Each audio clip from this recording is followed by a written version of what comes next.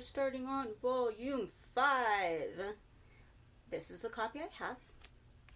It's the American version, called In the Flesh. Real quick fun story about this specific copy is in September of 2019, Lloyd Kaufman of Troma Entertainment and Pat Kaufman were doing a Texas tour in September, and I went to go and Tromet for them in Katy, Texas, and then they came up here to the Dallas Metroplex area, and they went to Fort Worth, and then they went to Dallas. And in Fort Worth, no one showed up. But Joe and I were there, and we went really, really early, and there was a record store across the street, and it was actually kind of like just like a big like collective like antique store called Doc's, and this was in one of the very front cases. And I was like, it's perfect. It was calling to us. So it now lives here in all of our home of Clive Barker things. Like, this copy is really, really... The jacket's all yellow and everything because it was just sitting for forever. But it's not even, like, very... I don't know if you can see the spine. The spine's not super cracked or anything. And this is from when I read it previously. So... we are starting with In the Flesh.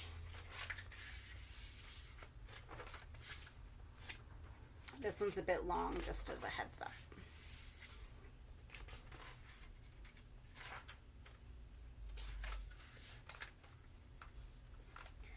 When Cleveland Smith returned to his cell after the interview with the landing officer, his new bunkmate was already in residence, staring at the dust-infested sunlight through the reinforced glass window. It was a short display. For less than half an hour each afternoon, clouds permitting, the sun found its way between the wall and the administration building and edged its way along the B side of B Wing, not to appear again until the following day. "You're Tate," Cleve said. The prisoner looked away from the sun. Mayflower had said the new boy was 22, but Tate looked 5 years younger. He had the face of a lost dog, an ugly dog, at that, a dog left by its owners to play in traffic.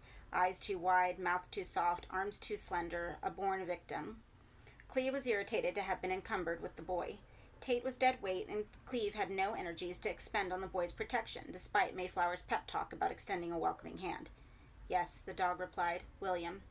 "People call you William?" "No," the boy said. "They call me Billy." "Billy." Cleve nodded and stepped into the cell. The regime at Pentonville was relatively enlightened. Cells were left open for 2 hours in the mornings and often 2 in the afternoon, allowing the cons some freedom of movement. The arrangement had its disadvantages, however, which was where Mayflower's talk came in. "I've been told to give you some advice." "Oh?" the boy replied. "You've not done time before?" "No." "Not even Borstal?" Tate's eyes flickered. "A little." "So you know what the score is. You know you're easy meat." "Sure." "Seems I've been volunteered," Cleve said without appetite, "to keep you from getting mauled." Tate stared at Cleve with eyes of the blue of which was milky, as though the sun were still in them. "Don't put yourself out," the boy said. "You don't know me anything." "Damn right I don't, but it seems I got a social responsibility," Cleve said sourly. "And you're it." Cleve was 2 months into his sentence for handling marijuana, his 3rd visit to Pentonville. At 30 years of age, he was far from obsolete. His body was solid, his face lean and refined. In his court suit, he could have passed for a lawyer at 10 yards. A little closer, and the viewer might catch the scar on his neck, the result of an attack by a penniless addict, and a certain wariness in his gait, as if with every step forward he was keeping the option of a speedy retreat. "You're still a young man," the last judge had told him. "You still have time to change your spots." He hadn't disagreed out loud, but Cleve knew in his heart he was a leopard born and bred. Crime was easy, work was not. Until somebody proved otherwise, he would do what he did best and take the consequences if caught. Doing time wasn't so unpalatable if you had the right attitude toward it. The food was edible, the company select. As long as he had something to keep his mind occupied, he was content enough. At present, he was reading about sin. Now there was a subject. In his time, he'd heard so many explanations of how it had come into the world from probation officers and lawyers and priests. Theories, sociological, theological, ideological. Some were worthy of a few minutes' consideration. Most were so absurd, sin from the womb, sin from the state, he laughed in their apologists' faces. None held water for long. It was a good bone to chew over, though. He needed a problem to occupy the days and nights. He slept badly in prison. It wasn't his guilt that kept him awake, but that of others. He was, after all, just a hash pusher, supplying wherever there was demand, a minor cog in the consumerist machine. He had nothing to feel guilty about. But there were others here, many others, it seemed, whose dreams were not so benevolent, nor nights so peaceful. They would cry, they would complain, they would curse judges local and celestial. Their din would have kept the dead awake. Is it always like this? Billy asked Clive after a week or so. A new inmate was making a ruckus down the landing. One moment tears, the next obscenities. Yes, most of the time, said Clive. Some of them need to yell a bit. It keeps their minds from curdling. Not you, observed the unmusical voice from the bunk below. You just read your books and keep out of harm's way. I've watched you. It doesn't bother you, does it? I can live with it, Clive replied. I've got no wife to come here every week and remind me when I'm missing. You've been in before? Twice. The boy hesitated an instant before saying, I suppose you know your way around the place, do you? Well, I'm not writing a guidebook, but I got the general layout by now. It seemed an odd comment for the boy to make. Why? I just wondered, said Billy. You got a question? Tate didn't answer for several seconds, then said, I heard they used to hang people here. Whatever Clive had been expecting the boy to come out with, that wasn't it. But then he had decided several days back that Billy Tate was a strange one. Sly, sidelong glances from those milky blue eyes, a way he had of staring at the wall or at the window like a detective in a murder scene, desperate for clues. Clive said, There used to be a hanging shed, I think. Again silence, and then another inquiry, dropped as lightly as the boy could contrive. Is it still standing? The shed? I don't know. They don't hang people anymore, Billy. Or hadn't you heard? There was no reply from below. What's it to you, anyhow? Just curious.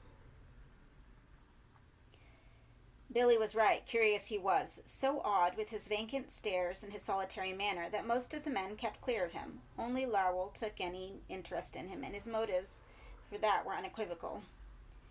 You want to lend me your lady for the afternoon? He asked Clive while they waited in line for breakfast. Tate, who stood within earshot, said nothing. Neither did Clive. You hear me? I asked you a question. I heard. You leave him alone. Share and share alike, Lowell said. I can do you some favors. We can work something out. He's not available. Well, why don't I ask him? Lowell said, grinning through his beard. What do you say, baby? Tate looked around at Lowell. I say no thank you. No, thank you, Lowell said, and gave Clive a second smile, this quite without humor. You've got him well trained. Does he sit up and beg, too? Take a walk, Lowell, Clive replied. He's not available, and that's all there is to it.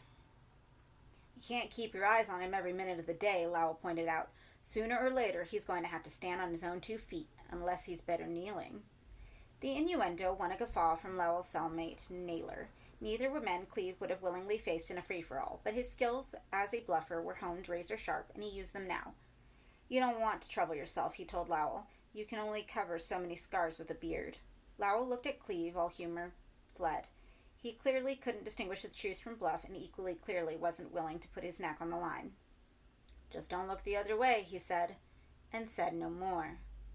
The encounter at breakfast wasn't mentioned until that night when the lights had been extinguished. It was Billy who brought it up.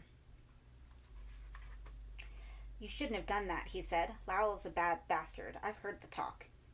You want to get raped then, do you? No, he said quickly. Christ, no. I got to be fit. You'll be fit for nothing if Lowell gets his hands on you. Billy slipped out of his bunk and stood in the middle of the cell, barely visible in the gloom. What have you got that I'd want, Billy boy, he said. What Lowell wanted. Is that what you think that bluster was all about, me staking a claim? Yeah. Like I said, no thank you. Clive rolled over again to face the wall. I didn't mean... I don't care what you meant. I just don't want to hear about it, all right? You stay out of Lowell's way and don't give me shit. Hey, Billy murmured. Don't get like that, please. Please, you're the only friend I've got. I'm nobody's friend, Cleve said to the wall. I just don't want any inconvenience. Understand me? No inconvenience, the boy repeated, dull-tongued. Right. Now, I need my beauty sleep. Tate said no more, but returned to the bottom bunk and lay down, the springs creaking as he did so. Cleve lay in silence, turning the exchange over in his head. He had no wish to lay hands on the boy, but perhaps he had made his points too harshly. Well, it was done. From below he could hear Billy murmuring to himself almost inaudibly. He strained to eavesdrop on what the boy was saying. It took several seconds of ear-pricking attention before Cleve realized that Billy Boy was saying his prayers. Cleve dreamed that night. What of he couldn't remember in the morning, though, as he showered and shaved, tantalizing grains of the dream sifted through his head. Scarcely 10 minutes went by that morning without something, salt overturned on the breakfast table, the sound of shouts in the exercise yard, promising to break his dream, but the revelation did not come. It left him uncharacteristically edgy and short-tempered. When Wesley, a small-time forger whom he knew from his previous vacation here, approached him in the library and started to talk as though they were bosom pals, Cleve told the runt to shut up. But Wesley insisted on speaking. You got trouble. Oh? How so? That boy of yours, Billy. What about him? He's asking questions. He's getting pushy. People don't like it. They're saying you should take him in hand. I'm not his keeper. Wesley pulled a face. I'm telling you as a friend. Spare me. Don't be stupid, Cleveland. You're making enemies. Oh, said Cleve. Name one. Lowell, Wesley said, quick as a flash. Naylor for another. All kinds of people. They don't like the way Tate is. And how is he? Cleve snapped back. Wesley made a small grunt of protest. I'm just trying to tell you, he said. He's sly like a fucking rat. There'll be trouble. Spare me the prophecies. The law of averages demands the worst prophet might be right some of the time. This was Wesley's moment, it seemed. The day after, coming back from the workshop, where he'd exercised his intellect putting wheels on plastic cars, Cleve found Mayflower waiting for him on the landing. I asked you to look after William Tate Smith, the officer said. Don't you give a damn? What's happened? No, I suppose you don't. I asked what happened, sir. Nothing much, not this time. He's been roughed up, that's all. Seems Lowell has a hankering after him. Am I right? Mayflower peered at Cleve, and when he got no response, went on. I made an error with you, Smith. I thought there was something worth appealing to under the hard man. My mistake. Billy was lying on the bunk, his face bruised, his eyes closed. He didn't open them when Cleve came in. You okay? Sure, the boy said softly. No bones broken? I'll survive. You've got to understand. Listen, Billy opened his eyes. The pupils had darkened somehow, or that was the trick of the light performed with them. I'm alive, okay? I'm not an idiot, you know. I knew what I was letting myself in for coming here. He spoke as if he'd had a choice in the matter. I can take Lowell, he went on, so don't fret. He paused, then said, You were right. About what? About not having friends. I'm on my own. You're on your own, right? I'm just a slow learner, but I'm getting the hang of it. He smiled to himself. You've been asking questions, Cleve said. Oh, yeah? Billy replied offhandedly. Who says? If you got questions, ask me. People don't like snoopers. They get suspicious, and then they turn their backs when Lowell and his like to get heavy. Naming the man brought a painful frown to Billy's face. He touched his bruised cheek. He's dead, the boy muttered, almost to himself. Some chance, Cleve commented. The look that Tate returned could have sliced steel. I mean it, he said, without a trace of doubt in his voice. Lowell won't get out alive. Cleve didn't comment. The boy needed his show of bravado, laughable as it was. What do you want to know that got you to go snooping around? Nothing much, Billy replied. He was no longer looking at Cleve, but staring at the bunk above. Quietly, he said, I just wanted to know where all the graves were, that's all. The graves? Where they buried the men they'd hanged. Somebody told me there's a rose bush where Crichton's buried. You ever hear that? Cleve shook his head. Only now did he remember the boy asking about the hanging shed and now the graves. Billy looked up at him. The bruise was ripening by the minute. You know where they are, Cleve? He asked. Again, that feigned nonchalance. I could find out if you do me the courtesy of telling me why you want to know. Billy looked out from the shelter of the bunk. The afternoon sun was describing its short arc on the painted brick of the cell wall. It was weak today. The boy slid his legs off the bunk and sat on the edge of the mattress, staring at the light as he had on that first day.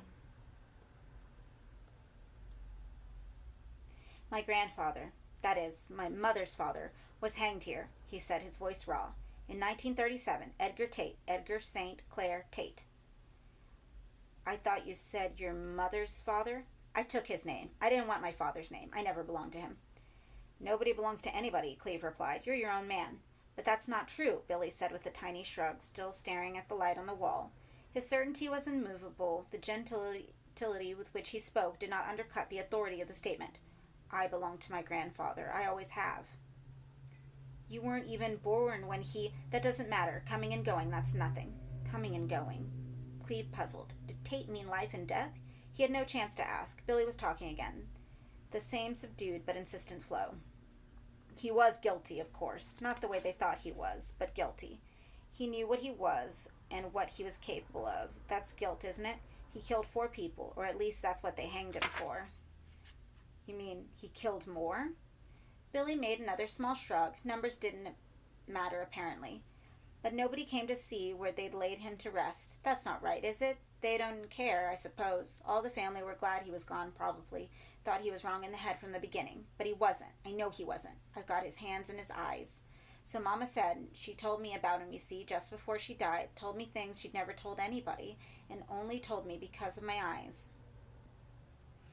He faltered and put his hand to his lip, as if the fluctuating light on the brick was already mesmerized him into saying too much. What did your mother tell you? Cleve pressed him.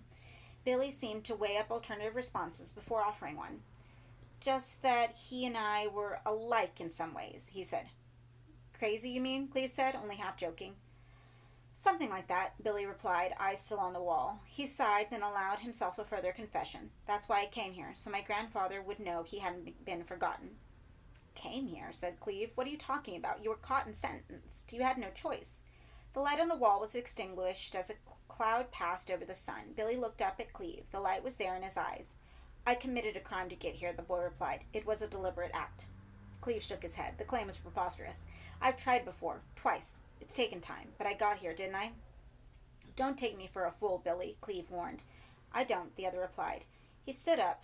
Now, he seemed somehow lighter for the story he'd told. He even smiled, if tentatively, as he said, You've been good to me. Don't think I don't know that. I'm grateful. Now, he faced Cleve before saying, I want to know where the graves are. Find that out, and you won't hear another peep from me. I promise. Cleve knew next to nothing about the prison or its history, but he knew somebody who did.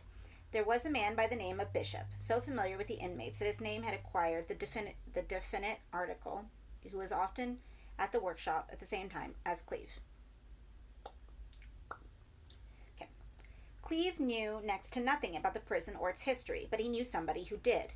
There was a man by the name of Bishop, so familiar with the inmates that his name had acquired the definite article, who was often at the workshop at the same time as Cleve.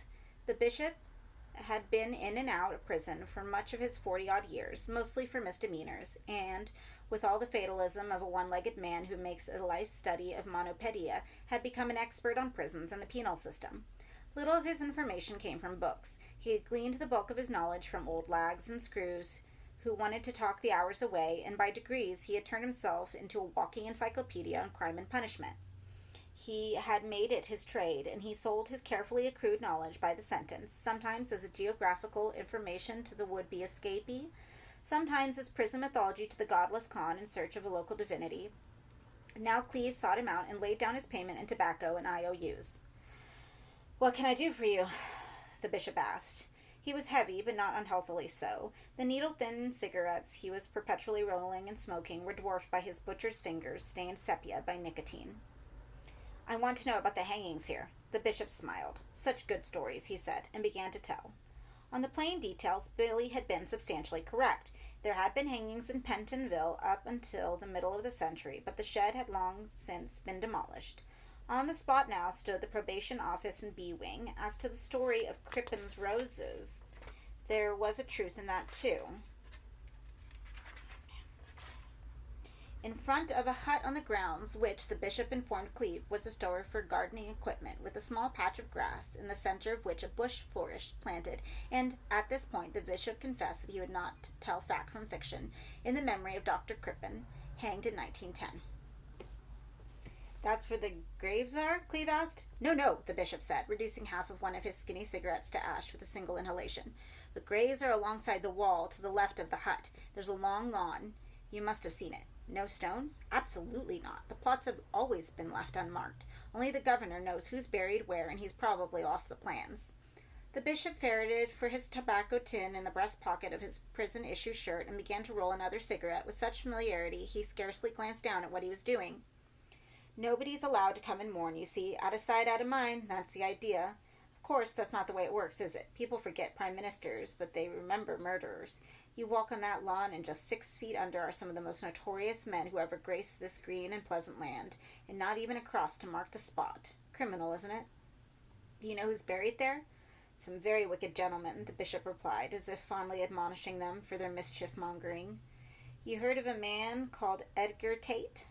Bishop raised his eyebrows, the fat of his brow furrowed. Saint Tate? Oh, certainly. He's not easily forgotten. What do you know about him? He killed his wife and then his children, took a knife to them all as I live and breathe. All? The bishop put the freshly rolled cigarette to his thick lips. Maybe not all, he said, narrowing his eyes as he tried to recall the specific details.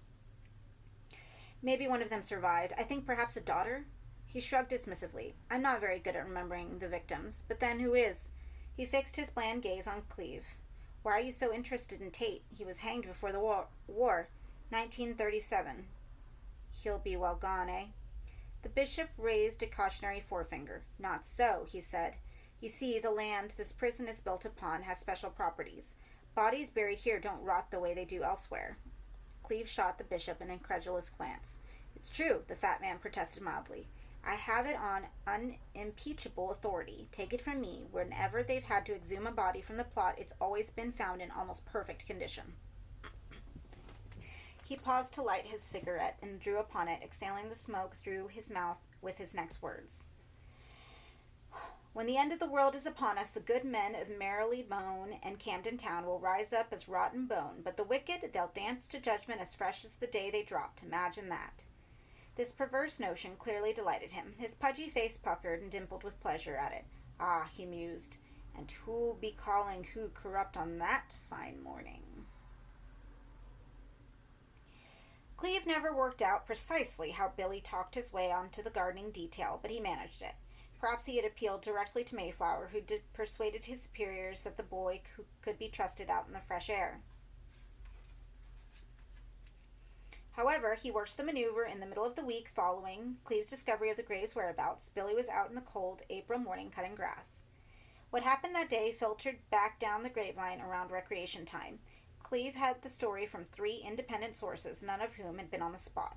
The accounts had a variety of colorations, but were clearly of the same species. The bare bones went as follows. The gardening detail made up of 4 men, watched over by a single prison guard, were moving around the blocks, trimming glass and weeding beds in preparation for the spring planting. Custody had been lax, apparently. It was 2 or 3 minutes before the guard even noticed that one of its charges had edged to the periphery of the party and slipped away. The alarm was raised. The guards did not have to look far, however. Tate had made no attempt to escape, or if he had been stymied in his bid by a fit of some kind which had crippled him, he was found, and here the stories parted company considerably, on a large patch of lawn beside the wall, lying on the grass. Some reports claimed he was black in the face, his body knotted up, and his tongue all bitten through. Others, that he was found face down, talking to the earth, weeping and cajoling. The consensus was that the boy had lost his mind. The rumors made Clive the center of attention, a situation he did not relish. For the next day he was scarcely left alone, men wanting to know what it was like to share a cell with a lunatic. He had nothing to tell, he insisted. Tate had been the perfect cellmate, quiet, undemanding, and unquestionably sane. He told the same story to Mayflower when he was grilled the following day, and later to the prison doctor. He had not let a breath of Tate's interest in the graves be known, and made it his business to see the bishop and request a similar silence of him. The man was willing to oblige only if vouchsafed the full story in due course. This Clive promised. The bishop, as benefited his assumed clerisy, was as good as his word. Billy was gone for 2 days. In the interim, Mayflower disappeared from his duties as landing officer. No explanation was given. In his place, a man called Devlin was transferred from the D Wing. His reputation went before him. He was not, it seemed, a man of rare compassion. The impression was confirmed then. The day of Billy Tate's return, Cleve was summoned into Devlin's office. "I'm told you and Tate are close," Devlin said. He had a face as giving as granite. "Not really, sir. I'm not going to make Mayflower's mistake, Smith. As far as I'm concerned, Tate is trouble. I'm going to watch him like a hawk, and when I'm not here, you're going to do it for me, understand? If he so much as crosses his eyes as the ghost train, I'll have him out here and into a special unit before he can fart. Do I make myself clear?" "Paying your respects, were you?" Billy had lost weight in the hospital, pounds his scrawny frame could scarcely afford. His shirt hung off his shoulders, his belt was at its tightest notch. The thinning more than ever emphasized his physical vulnerability. A featherweight blow would floor him, Cleve thought, but it lent his face a new, almost desperate intensity. He seemed all eyes, and those had lost all trace of uncaptured sunlight. Gone, too, was the pretense of vacuity, replaced with an eerie purposefulness. "I asked a question." "I heard you," Billy said. There was no sun today, but he looked at the wall anyway. "Yes, if you must know, I was paying my respects. I've been told to watch you by Devlin. He wants you off the landing. Transferred entirely, maybe." "Out?" The panicked look Billy gave Cleve was too naked to be met for more than a few seconds. "Away from here, you mean?" "I would think so." "They can't." "Oh, they can. They call it the ghost train. One minute you're here, the next—" "No," the boy said, hands suddenly fists. He had begun to shake, and for a moment Cleve feared a second fit, but he seemed, by act of will, to control the tremors and turned his look back to his cellmate. The bruises he'd received from Lowell had dulled to yellow-gray, but far from disappeared. His unshaven cheeks were dusted with pale ginger hair. Looking at him, Cleve felt an unwelcome twinge of concern. "Tell me," Cleve said. "Tell you what?" Billy asked. "What happened to the Graves?" "I felt dizzy. I fell over. The next thing I knew, I was in the hospital." "That's what you told them, isn't it?" "It's the truth." "Not the way I heard it. Why didn't you explain what really happened? I want you to trust me." "I do," the boy said, "but I have to keep this to myself, see? It's between me and him." "You and Edgar?" Cleve asked, and Billy nodded. "A man who killed all his family but your mother." Billy was clearly startled that Cleve possessed that information. "Yes," he said after a consideration. "Yes, he killed them all. He would have killed Mama, too, if she hadn't escaped. He wanted to wipe the whole family out, so there'd be no heirs to carry the bad blood." "Your blood's bad, is it?" Billy allowed himself the sunderest of smiles. "No," he said. "I don't think so. Grandfather was wrong. Times have changed, haven't they?" "He is mad," Cleve thought. Lightning swift, Billy caught the judgment. "I'm not insane," he said. You tell them that. Tell Devlin and whoever else asks. Tell them I'm a lamb." The fierceness was back in his eyes. There was nothing lamb-like here, thought, though Cleve forbore saying so. "They mustn't move me out, Cleve. Not after getting so close. I've got business here. Important business." "With a dead man?" "With a dead man." Whatever new purpose he displayed for Cleve, the shutters went up when Billy got back among the rest of the cons. He responded neither to the questions nor the insults bandied about. His facade of empty-eyed indifference was flawless. Cleve was impressed. The boy had a future as an actor if he decided to forsake professional lunacy. But the strain of concealing the newfound urgency in him rapidly began to tell. In hollowness about the eyes and a jitteriness in his movements, in brooding and unshakable silences, the physical deterioration was apparent to the doctor to whom Billy continued to report. He pronounced the boy suffering from depression and acute insomnia and prescribed sedatives to aid sleep. The pills Billy gave to Cleve, insisting he had no need of them himself. Cleve was grateful. For the first time in many months, he began to sleep well, unperturbed by the tears and shouts of fellow inmates. By day, the relationship between him and the boy, which had always been vestigial, dwindled down to mere courtesy. Cleve sensed that Billy was closing up entirely, removing himself from merely physical concerns. It was not the first time he had witnessed such a premeditated withdrawal. His sister-in-law, Rosanna, had died of stomach cancer 3 years earlier, a protracted and, until the last week, steady decline. Cleve had not been close to her, but perhaps that very distance had lent him a perspective on the woman's behavior that the rest of family had lacked. He had been startled at the systematic way she had prepared herself for death, drawing in her affections until they touched only the most vital figures in her life, her children and her priest, and exiling all others, including her husband, of 14 years. Now he saw the same dispassion and frugality in Billy. Like a man in training to cross a waterless wasteland and too possessive of his energies to squander them in a single fruitless gesture, the boy was sinking into himself. It was eerie. Cleve became increasingly uncomfortable sharing the 12 feet by 8 of the cell with Billy. It was like living with a man on death row. The only consolation was the tranquilizers which Billy readily charmed the doctor into continuing to supply.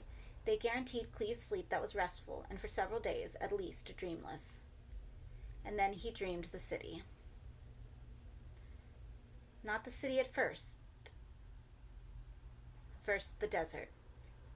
An empty expanse of blue-black sand which stung the soles of his feet as he walked and was blown up by a cool wind into his nose and eyes and hair. He had been here before, he knew.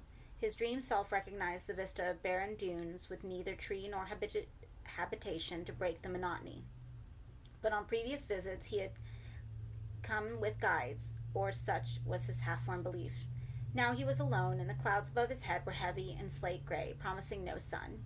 For what seemed hours he walked the dunes, his feet turned bloody by the sharp sand, his body dusted by the grains tinged blue.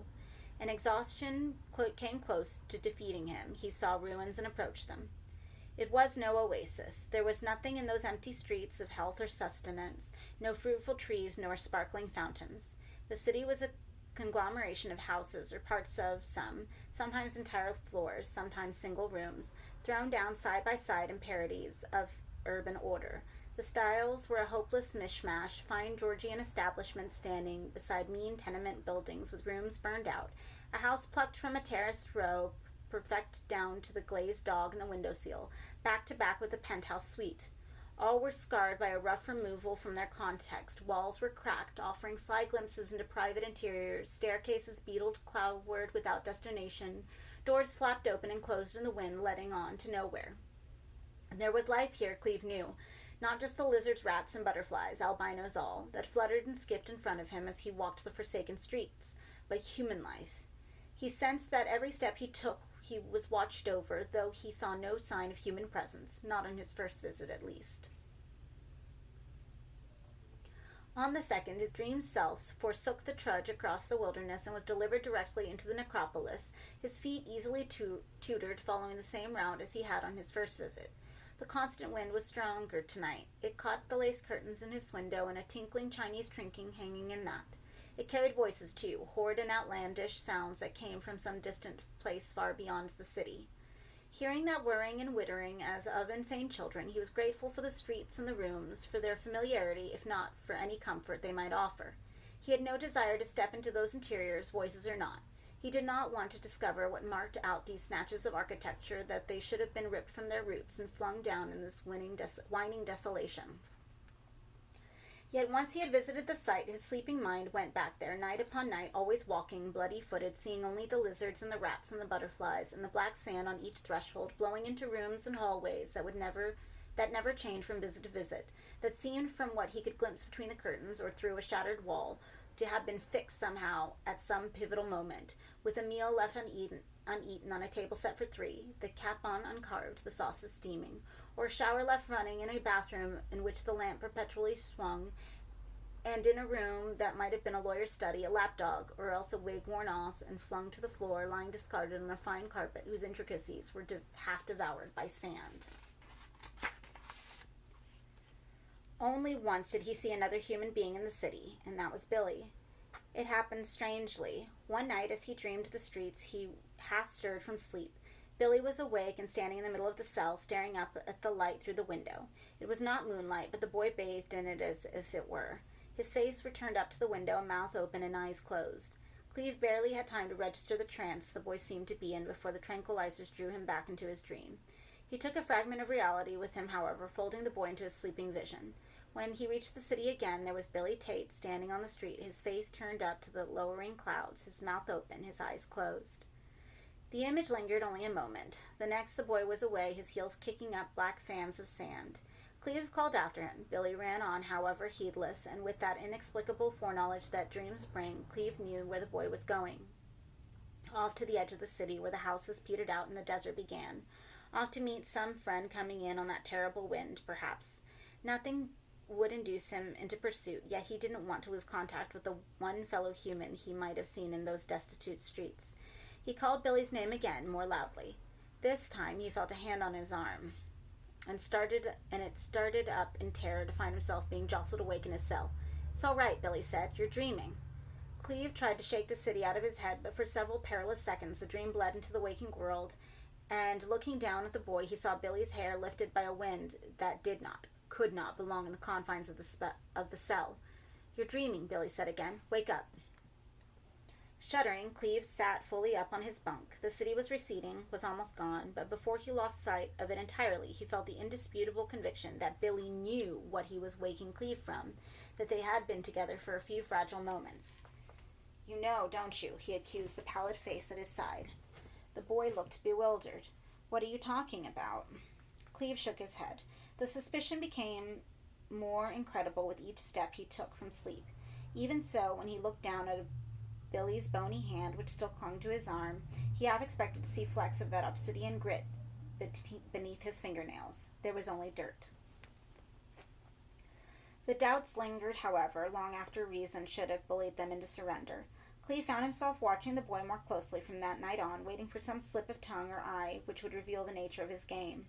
Such scrutiny was a lost cause. The last traces of accessibility disappeared that night. The boy became, like Rosanna, an indecipherable book, letting no clue as to the nature of his secret world out from beneath his lids. As to the dream, it was not even mentioned again. The only roundabout allusion to that night was Billy's redoubled insistence that Cleve continue to take the sedatives.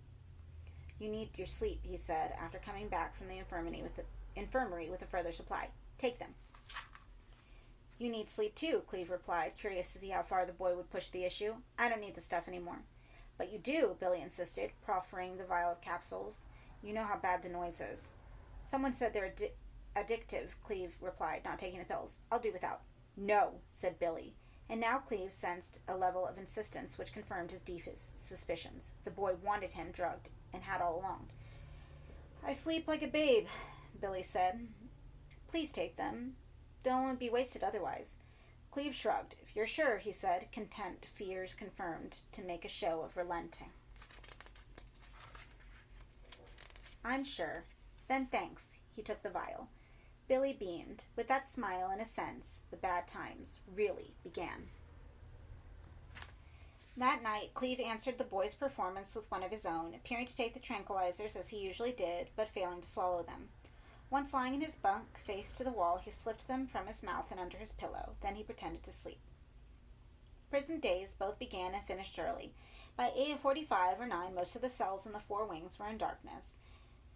The inmates locked up until dawn and left to their own devices. Tonight was quieter than most. The weeper in the next cell, but one, had been transferred to D Wing. There were a few other disturbances along the landing.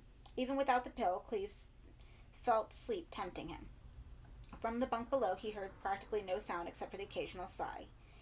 It was impossible to guess if Billy was actually asleep or not. Cleve kept his silence, occasionally stealing a moment-long glance at the luminous face of his watch. The minutes were leaden, and he feared, as the first hours crept by, that all too soon his imitation of sleep would become the real thing. Indeed, he was turning this very possibility around in his mind when unconsciousness overcame him. He woke much later. His seat position seemed not to have altered.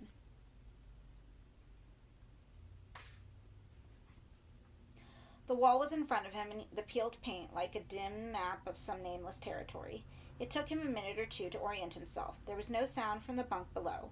Disguising the gesture as one made in sleep, he drew his arm up within eye range and looked at the pale green dial of his watch. It was 1:51, several hours yet until dawn. He lay in the position he'd awakened in for a full quarter of an hour, listening to every sound in the cell, trying to locate Billy. He was loath to roll over and look for himself, for fear that the boy was standing in the middle of the cell as he had been the night of the visit of the city. The world, though benighted, was far from silent. He could hear dull footsteps as somebody paced back and forth in a corresponding cell on the landing above, could hear water rushing in the pipes and the sound of a siren on Caledonian Road. What he couldn't hear was Billy. Not a breath of the boy. Another quarter of an hour passed, and Cleve could feel the familiar torpor closing in to reclaim him. As he lay still much longer, he would fall asleep again, and the next thing he'd know, it would be morning. If he was going to learn anything, he had to roll over and look. Wisest, he decided not to attempt to move surreptitiously, but to turn over as naturally as possible. This he did, muttering to himself as if in sleep to add weight to the illusion. Once he had turned completely and positioned his hand beside his face to shield his spine, he cautiously opened his eyes. The cell seemed darker than it had the night he had seen Billy with his face up to the window. As to the boy, he was not visible. Cleve opened his eyes a little wider and scanned the cell as best he could from between his fingers. There was something amiss, but he couldn't quite work out what it was. He lay there for several minutes, waiting for his eyes to become accustomed to the murk. They didn't. The scene in front of him remained unclear, like a painting so encrusted with dirt and varnish its depths refused the investigating eye. Yet he knew that the shadows in the corners of the cell and in the opposite wall were not empty.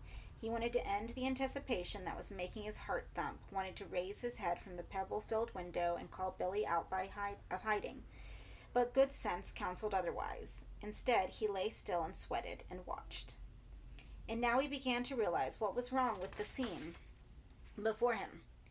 The concealing shadows fell where no shadows belonged. They spread across the floor where the feeble light from the window should have been falling.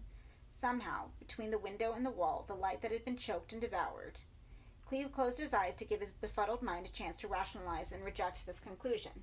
When he opened them again, his heart lurched. The shadow, far from losing potency, had grown a little. He had never been afraid like this before, never felt a coldness in his innards akin to the chill that found him now. It was all he could do to keep his breath even and his hands where they lay. His instinct was to wrap himself up and hide his face like a child. Two thoughts kept him from doing so. One was that the slightest movement might draw unwelcome attention to him. The other was that Billy was somewhere in the cell and perhaps as threatened by this living darkness as he. And then from the bunk below the boy spoke. His voice was soft, presumably so as not to wake his sleeping cellmate, but it was also eerily intimate. Cleve entertained no thought that Billy was talking to his sleep. The time for willful self-deception was long past. The boy was addressing the darkness. Of that unpalatable fact there could be no doubt. "It hurts," he said, with a faint note of accusation. "You didn't tell me how much it hurts." Was it Cleve's imagination, or did the wraith of shadows bloom a little in response, like a squid's ink in water? He was horribly afraid. The boy was speaking again. His voice was so low Cleve could barely catch the words. "It must be soon," he said with quiet urgency. "I'm not afraid, not afraid." Again the shadow shifted. This time, when Cleve looked into its heart, he made some sense of the chimerical form it embraced. His throat shook, a cry lodged behind his tongue, hot to be shouted. "All you can teach me," Billy was saying, quickly. The words came and went, but Cleve barely heard them. His attention was on the curtain of shadow and the figure, stitched from darkness, that moved in its folds. It was not an illusion. There was a man there, or rather a crude copy of one, its substance tenuous, its outline deteriorating all the same and being hauled back into some semblance of humanity again only with the greatest effort. Of the visitor's features Cleve could see little, but enough to sense deformities paraded like virtues, a face resembling a plate of rotted fruit, pulpy and peeling, swelling here with a nest of flies, and then suddenly fallen away to a pestilent core. How could the boy bring himself to converse so easily with a thing? And yet, putrescence notwithstanding, there was a bitter dignity in the bearing of the creature, in the anguish of its eyes, and the toothless O of its maw. Suddenly, Billy stood up. The abrupt movement, after so many hushed words, almost unleashed a cry from Cleve's throat. He swallowed it with difficulty and closed his eyes down to a slit, staring through the bars of his lashes at what happened next. Billy was talking again, but now the voice was too low to allow for eavesdropping. He stepped toward the shadow, his body blocking much of the figure on the opposite wall. The cell was no more than 2 or 3 strides wide, but by some mellowing of physics, the boy seemed to take 5, 6, 7 steps away from the bulk. Cleve's eyes widened. He knew he was not being watched. The shadow and its acolyte had business between them. It occupied their attention utterly. Billy's figure was smaller than seemed possible within the confines of the cell, as if he had stepped through the wall and into some other province. And only now, with his eyes wide, did Cleve recognize that place. The darkness from which Billy's visitor was made was cloud shadow and dust behind him, barely visible in the bewitched murk, but recognizable to any who had been there. It was the city of Cleve's dream. Billy had reached his master. The creature towered above him, tattered and spindly, but aching with power. Cleve didn't know how or why the boy had gone to it, and he feared for Billy's safety now that he had, but for fear of his own safety shackled him to the bunk. He realized in that moment that he would never loved anyone, man or woman, sufficiently to pursue them into the shadow of that shadow. The thought brought a terrible isolation, knowing that same instant that none, seeing him walk to his damnation, would take a single step to claim him from the brink. Lost souls both, he and the boy. Now Billy's lord was lifting his swollen head, and the incessant wind in those blue streets was rousing his hoarse mane into furious life. On the wind, the same voices Cleve had heard carried before, the cries of mad children, somewhere between tears and howls. As if encouraged by these voices, the entity reached out toward Billy and embraced him, wrapping the boy around in a vapor. Billy did not struggle with the embrace, but rather returned it.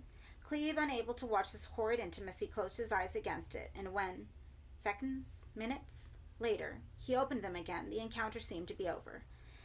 The shadow thing was blowing apart, relinquishing its slender claim to coherence. It fragmented, pieces of its tattered anatomy flying off into the streets like glitter before wind. Its departure seemed to signal the dispersal of the entire scene. The streets and the houses were already being devoured by dust and distance. Even before the last of the shadow scraps had been wafted out of sight, the city was lost to sight. Cleve was pleased to be rid of it. Reality, grim as it was preferable to that desolation. Brick by painted brick, the wall was asserting itself again, and Billy, delivered from his master's arms, was back in the solid geometry of the cell, staring up at the light through the window. Cleve did not sleep again that night. Indeed, he wondered, lying on his unyielding mattress and staring up at the stalactites of paint depending from the ceiling, whether he could ever, again, find safety in sleep.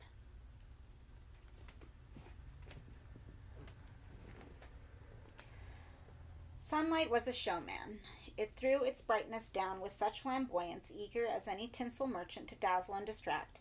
But beneath the gleaming surface it illuminated was another state, one that sunlight, ever the crowd-pleaser, conspired to conceal. It was vile and desperate, that condition. Most blinded by sight never even glimpsed it. But Cleve knew the state of sunlessness now, had even walked it, in dreams, and though he mourned the loss of his innocence, he knew he could never retrace his steps back into light's hall of mirrors.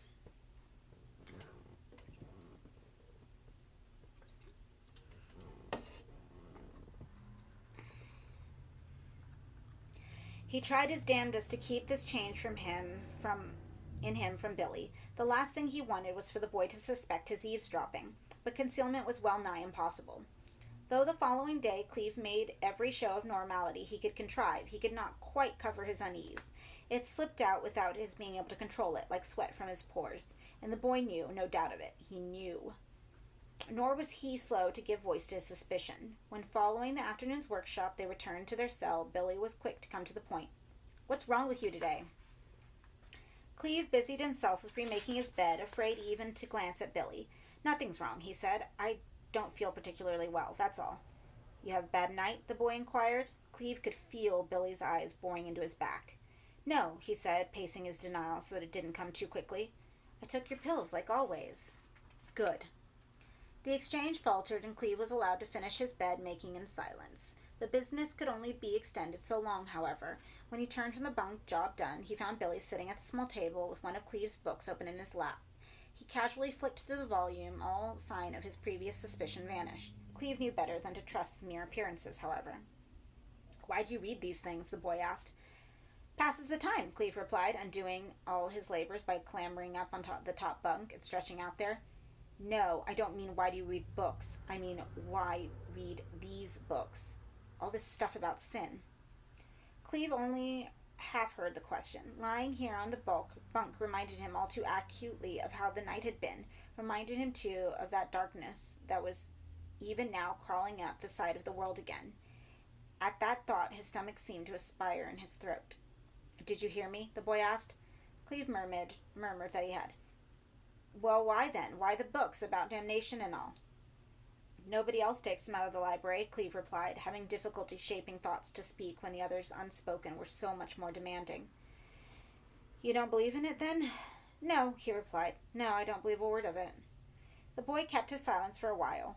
Though Cleve wasn't looking at him, he could hear Billy turning pages. Then another question, but spoken more quietly, a confession. Do you ever get afraid? The inquiry startled Cleve from his trance. The conversation had changed back from talk to reading matter to something altogether more pertinent. Why did Billy ask about fear unless he, too, was afraid? What have I got to be scared of? Cleve asked. From the corner of his eye, he caught the boy shrugging slightly before replying. Things can happen, he said, his voice soulless. Things you can't control. Yes, Cleve replied, not certain of where this exchange was leading. Yes, of course, sometimes I'm scared. What do you do then? Billy asked. Nothing to do, is there? Cleve said. His voice was as hushed as Billy. I gave up praying the morning my father died. He heard the soft pat of Billy close the book and inclined his head sufficiently to catch sight of the boy. Billy could not entirely conceal his agitation. He is afraid, Cleve saw. He doesn't want the night to come any more than I do. He found the thought of their shared fear reassuring. Perhaps the boy didn't entirely belong to the shadow. Perhaps he could even cajole Billy into pointing their route out of this spiraling nightmare. He sat upright, his head within inches of the cell ceiling. Billy looked up from his meditations, his face a pallid oval of twitching muscle. Now was the time to speak. Cleve knew. Now, before the lights were switched out along the landings and all the cells consigned to shadows. There would be no time then for explanations. The boy would already be half lost to the city and beyond persuasion. I have dreams, Cleve said. Billy said nothing, but simply stared back hollow-eyed. I dream a city. The boy didn't flinch. He clearly wasn't going to volunteer elucidation. He would have had to be bullied into it. Do you know what I'm talking about? Billy shook his head. No, he said lightly. I never dream. Everybody dreams. Then I just don't remember them. I remember mine, Cleve said. He was determined now that he'd broached the subject, not to let Billy squirm free. And you're there. You're in that city. Now the boy flinched. Only a treacherous lash, but enough to reassure Cleve that he wasn't wasting his breath. What is that place, Billy? He asked. How should I know? The boy returned, about to laugh, then discarding the attempt. I don't know, do I? They're your dreams. Before Cleve could reply, he heard the voice of one of the guards as he moved along the row of cells, telling the men to bed down for the night. Very soon the lights would be extinguished, and he would be locked up in this narrow cell for 10 hours, with Billy and phantoms. Last night, he said, fearful of mentioning what he'd heard and seen without due preparation, but more fearful still of facing another night in the borders of the city alone in darkness. Last night I saw, he faltered. Why wouldn't the words come? Saw what? The boy demanded, his face inscrutable. Whatever sign of apprehension there had been in it had now vanished. Perhaps he too had heard the guards advance and known that there was nothing to be done, no way of staying the night's advance. What did you see? Billy insisted. Cleve sighed. My mother, he replied. The boy betrayed his relief only in a tenuous smile that crept across his lips. Yes, I saw my mother, large as life. And it upset you, did it? Billy asked. Sometimes dreams do. The guard had reached B320. Lights out in 2 minutes, he said as he passed. You should take some more of those pills, Billy advised, putting down the book and crossing to his bunk. Then he'd be like me, no dreams. Cleve had lost. He, the arch bluffer, had been out-bluffed by the boy and now had to take the consequences. He lay facing the ceiling, counting off the seconds until the light went out, while below the boy undressed and slipped between the sheets. There was still time to jump up and call the guard back, time to beat his head against the door until somebody came. But what would he say to justify his histrionics? That he had bad dreams? Who didn't? That he was afraid of the dark? Who wasn't? They would laugh in his face and tell him to go back to bed, leaving him with all camouflage blown and the boy and his master waiting at the wall. There was no safety in such tactics. Nor in prayer either. He had told Billy the truth about his giving up God when his prayers for his father's life had gone unanswered. Of such divine neglect was atheism made. Belief could not be rekindled now, however profound his terror. Thoughts of his father led inevitably to thoughts of his childhood. Few other subjects, if any, could have engrossed his mind sufficiently to steal him from his fears, but this. When the lights were finally extinguished, his frightened mind took refuge in memories. His heart rate slowed, his fingers ceased to tremble, and eventually, without his being the least aware of it, sleep stole him. The distractions available to his conscious mind were not available to his unconscious. Once asleep, fond recollection was banished, childhood memories became a thing of the past, and he was back, bloody-footed, in that terrible city. Or rather, on its borders. For tonight he did not follow the familiar route past the Georgian house and its attendant tenements, but walked instead to the outskirts of the city, where the wind was stronger than ever and the voices it carried clear. Though he expected with every step he took to see Billy and his dark companion, he saw nobody. Only butterflies accompanied him along the path, luminous as his watch face. They settled on his shoulders and his hair like confetti, then fluttered off again. He reached the edge of the city without incident and stood scanning the desert. The cloud, solid as ever, moved overhead with the majesty of juggernauts. The voices seemed closer tonight, he thought, and the passions they expressed less distressing than when he had found them previously. Whether the mellowing was in them or his response to them, he couldn't be certain. And then as he watched the dunes and the sky, mesmerized by their blankness, he heard a sound and glanced over his shoulder to see a smiling man, dressed in what was surely his Sunday finery, walking out of the city toward him. He was carrying a knife, the blood on it, and his hand and shirt front was wet. Even in his dream state and immune, Clem was intimidated by the sight and stepped back, a world of self-defense on his lips. The smiling man seemed not to see him, however, but advanced past Cleve and out into the desert, dropping the blade as he crossed some invisible boundary. Only now did Cleve see what the others had done the same, and that the ground at the city limit was littered with lethal keepsakes, knives, ropes, even a human hand lopped off at the wrist, most of which were all but buried. The wind was bringing the voices again, tatters of senseless songs and half-finished laughter. He looked up from the sand. The exiled man had gone out 100 yards from the city and was now standing on top of the dunes, apparently waiting. The voices were becoming louder all the time. Cleve was suddenly nervous. Whenever he had been here in the city and heard its cacophony, the picture he'd conjured of its originators had made his blood run cold. Could he now stand and wait for the banshees to appear? Curiosity was discretion's better. He glued his eyes to the ridge over which they would come, his heart thumping, unable to look away. The man in the Sunday suit had begun to take his jacket off. He discarded it and began to loosen his tie. And now Cleve thought he could see something in the dunes, and the noise rose to an ecstatic howl of welcome. He stared, defying his nerves to betray him, determined to look this horror in its many faces. Suddenly, above the din of their music, somebody was screaming, a man's voice, but high-pitched, gelded with terror.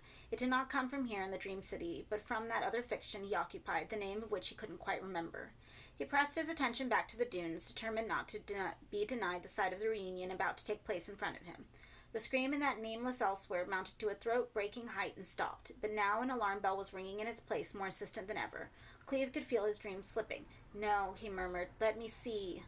The dunes were moving, but so was his consciousness, out of the city, back towards his cell. His protest brought him no concession. The desert faded, the city too. He opened his eyes. The lights in the cell were still off. The alarm bell was ringing. There were shouts and cells on the landing above and below, and the sounds of guards' voices raised in a confusion of inquiries and demands. He lay in his bunk a moment, hoping even now to be returned to the enclave of his dream. But no, the alarm was too shrill, the mounting hysteria in the cells around too compelling. He conceded defeat and sat up wide awake. "What's going on?" he said to Billy.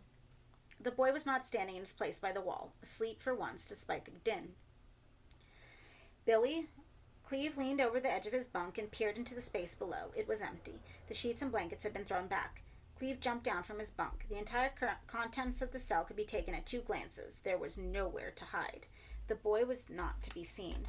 Had he been spirited away while Cleve slept? It was not unheard of. This was the ghost train of which Devlin had warned, the unexplained removal of difficult prisoners to other establishments. Cleve had never heard of this happening at night, but there was a first time for everything. He crossed to the door to see if he could make some sense of the shouting outside, but it defied interpretation. The likeliest explanation was a fight, he suspected, 2 cons who could no longer bear the idea of another hour in the same space. He tried to work out where the initial scream had come from, to his right or left, above or below, but the dream had confounded all direction. As he stood at the door, hoping a guard might pass by, he felt a change in the air. It was so subtle he scarcely registered it at first. Only when he raised his hand to wipe sleep from his eyes did he realize that his arms were solid goose flesh. From behind him he now heard the sound of breathing, or a ragged parody of the same. He mouthed the word Billy, but didn't speak it. The goose flesh had found his spine. Now he began to shake. The cell wasn't empty after all. There was somebody in the tiny space with him. He screwed his courage tight and forced himself to turn around. The cell was darker than it had been when he woke. The air was a teasing veil. But Billy was not in the cell. Nobody was. And then the noise came and drew Cleve's attention to the bottom bunk. The space was pitch black, a shadow like on the wall, too profound and too volatile to have natural origins. Out of it, a crooking attempt to breath that might have been the last moments of an asthmatic. He realized that the murk in the cell had its source there. In the narrow space of Billy's bed, the shadow bled onto the floor and curled up like fog onto the top of the bunk. Clive's supply of fear was not inexhaustible. In the past several days, he'd used it up in dreams and waking dreams. He'd sweated, he'd frozen, he'd lived on the edge of sane experience and survived. Now, though his body still insisted on goose flesh, his mind was not moved to panic. He felt cooler than he ever had, whipped by recent events into new impartiality. He would not cower. He would not cover his eyes and pray for morning, because if he did one day, he would wake to find himself dead, and he'd never know the nature of the mystery. He took a deep breath and approached the bunk. It had begun to shake. The shrouded occupant in the lower tier was moving about violently. "Billy," Clive said. The shadow moved. It pulled around his feet. It rolled up into his face, smelling of rain on stone, cold and comfortless. He was standing no more than a yard from the bunk, and still he could make nothing out. The shadow defied him. Not to be denied sight, he reached toward the bed. At his solicitation, the veil divided like smoke, and the shape that thrashed on the mattress made itself apparent. It was Billy, of course, and yet not. A lost Billy, perhaps, or one to come. If so, Clive wanted no part of a future that could breed such trauma. There on the lower bunk lay a dark, wretched shape, still solidifying as Clive watched, knitting itself together from the shadows. There was something of a rabid fox in its incandescent eyes, in its arsenal of needle teeth, something of an upturned insect in the way it was half curled upon itself, its back more shell than flesh and more nightmare than either. No part of it was fixed. Whatever figuration it had, perhaps it had many, Clive was watching the status dissolve. The teeth were growing yet longer, and in so doing more insubstantial, their matter extruded to the point of frailty, then dispersed like mist, its hooked limbs pedaling the air, also growing paltry. Beneath the chaos, he saw the ghost of Billy Tate, mouth open and babbling agonies, striving to make itself known. He wanted to reach into the maelstrom and snatch the boy out, but he sensed that the process he was watching had its own momentum, and it might be fatal to intervene. All he could do was stand and watch as Billy's thin white limbs and heaving abdomen rise to slough off this dire anatomy. Their luminous eyes were almost the last to go, spilling from their sockets into myriad threads and flying off into black vapor. At last he saw Billy's face, truant clues to its former condition still flickering across it. And then, even these were dispersed, the shadows gone, and only Billy was lying in the bunk, naked and heaving with the exertion of his anguish. He looked at Clive, his face innocent of expression. Clive remembered how the boy had complained to be the creature from the city. "It hurts," he'd said, hadn't he? "You didn't tell me how much it hurts." It was the observable truth. The boy's body was a wasteland of sweat and bone, a more unappetizing sight to scarcely unimaginable. But human, at least that. Billy opened his mouth. His lips were ruddy and slick, as if he were wearing lipstick. "Now," he said, trying to speak between painful breath. "Now what shall we do?" The act of speaking seemed too much for him. He made a gagging sound in the back of his throat and pressed his hand to his mouth. Clive moved aside as Billy stood up and stumbled across to the bucket in the corner of the cell, kept there for their night waste. He failed to reach it before nausea overtook him. Fluid splashed between his fingers and hit the floor. Clive looked away as Billy threw up, preparing himself for the stench he would have to tolerate until slopping out time the following morning. It was not the smell of vomit that filled the cell, however. It was something sweeter, more cloying. Mystified, Clive looked back toward the figure crouching in the corner. On the floor between his feet were splashes of dark fluid. Rivulets of the same ran down his bare legs. Even in the gloom of the cell, it was unmistakably blood. In the most well-ordered of prisons, violence could, and inevitably did, erupt without warning. The relationship of two cons incarcerated together for 16 hours out of every 24 was an unpredictable thing. But as far as had been apparent to either prisoner or guards, there had been no bad blood between Lowell and Naylor, nor, until that scream began, had there been a sound from their cell, no argument, no raised voices. What had induced Naylor to spontaneously attack and slaughter his cellmate and then inflict devastating wounds upon himself was a subject for debate in dining hall and exercise yard alike. The why of the problem, however, took a second place to the how. The rumors describing the condition of Lowell's body when found defied the imagination. Even among men insured against casual brutality, the descriptions were met with shock. Lowell had not been much liked. He had been a bully and a cheat, but nothing he'd done deserved such mutilation. The man had been ripped open, his eyes put out, his genitals torn off. Naylor, the only possible antagonist, had then contrived to open up his own belly. He was now in an intensive care unit. The prognosis was not hopeful. It was easy, with such a buzz of outrage going about the wing, for Cleve to spend the day all but unnoticed. He too had a story to tell, but who would believe it? He barely believed it himself. In fact, on and off through the day, when the images came back to him afresh, he asked himself if he was entirely sane. But then sanity was a movable feast, wasn't it? One man's madness might be another's politics. All he knew for certain was that he had seen Billy Tate transform. He clung to that certainty with a tenaciousness born of near despair. If he ceased to believe the evidence in his own eyes, he had no defense left to hold the darkness at bay. After ablutions and breakfast, the entire wing was confined to cells, workshops, recreation. Any activity that required movement around the landings was canceled, while Lowell's cell was photographed and examined, then swapped out. Following breakfast, Billy slept through the morning, a state more akin to coma than sleep, such to its profundity.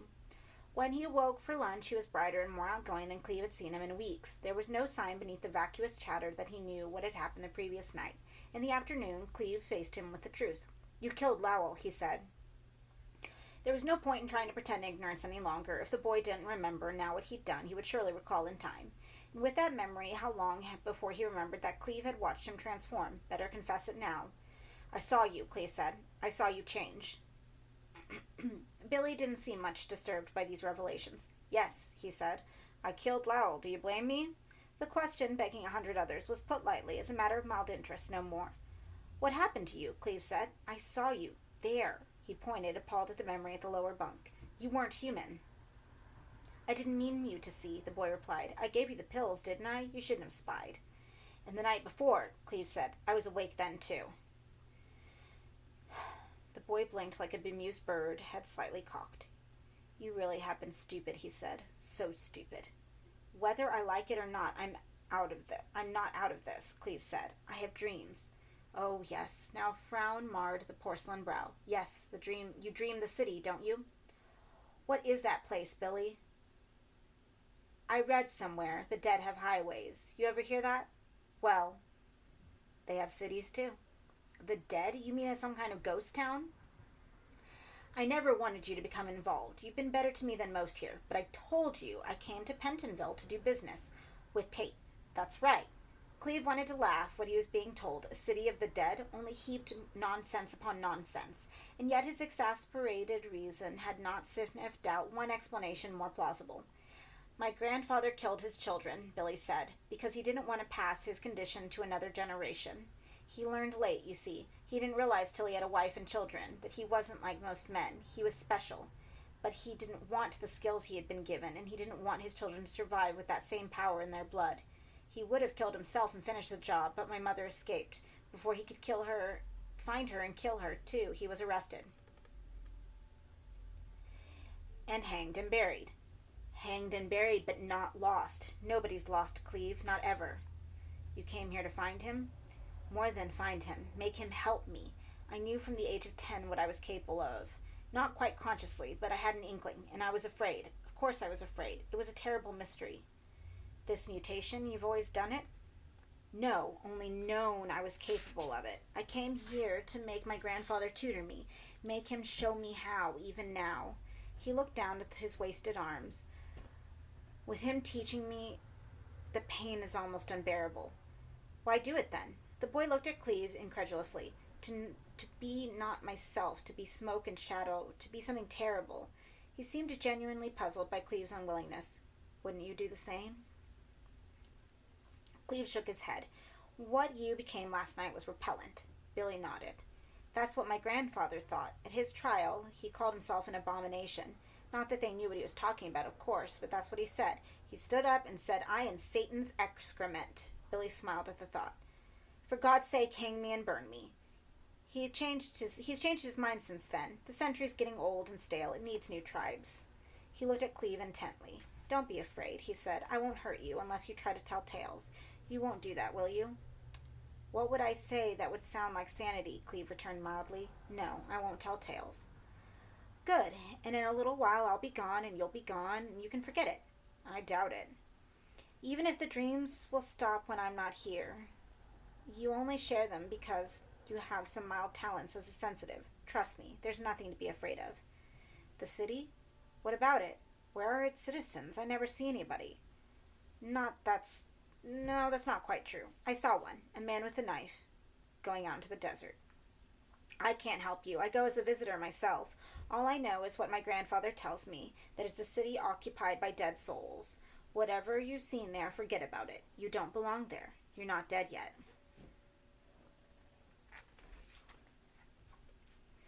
Was it wise to believe always what the dead told you? Were they purged of all deceit by the act of dying and delivered into their new state like saints? Clive could not believe such naivete.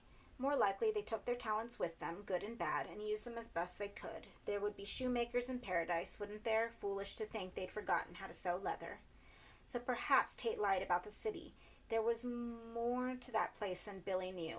What about the voices on the wind, the man and the knife, dropping it among a litter of weapons before moving off to God alone knew where? What ritual was that? Now, with the fear used up and no untainted reality left to cling to, Cleve saw no reason not to go to the city willingly. What could be there in those dusty streets that was worse than what he had seen in the bunk below him, or what had happened to Lowell and Naylor? Besides such atrocities, the city was a haven. There was a serenity in its empty thoroughfares and plazas. A sense Cleve had there was that all action was over, all rage and distress finished with. With all these interiors, with the bath running and the cup brimming, they had seen the worst, and were now content to sit out the millennium. When that night brought sleep, the city opened up in front of him. He went into it, not as frightened man astray in hostile territory, but as a visitor content to relax while in a place he knew too well to become lost in, but not well enough to become weary of. As if in response to his newfound ease, the city opened up itself to him. Wandering the streets, feet bloody as ever, he found the doors open wide, the curtains at the windows drawn back.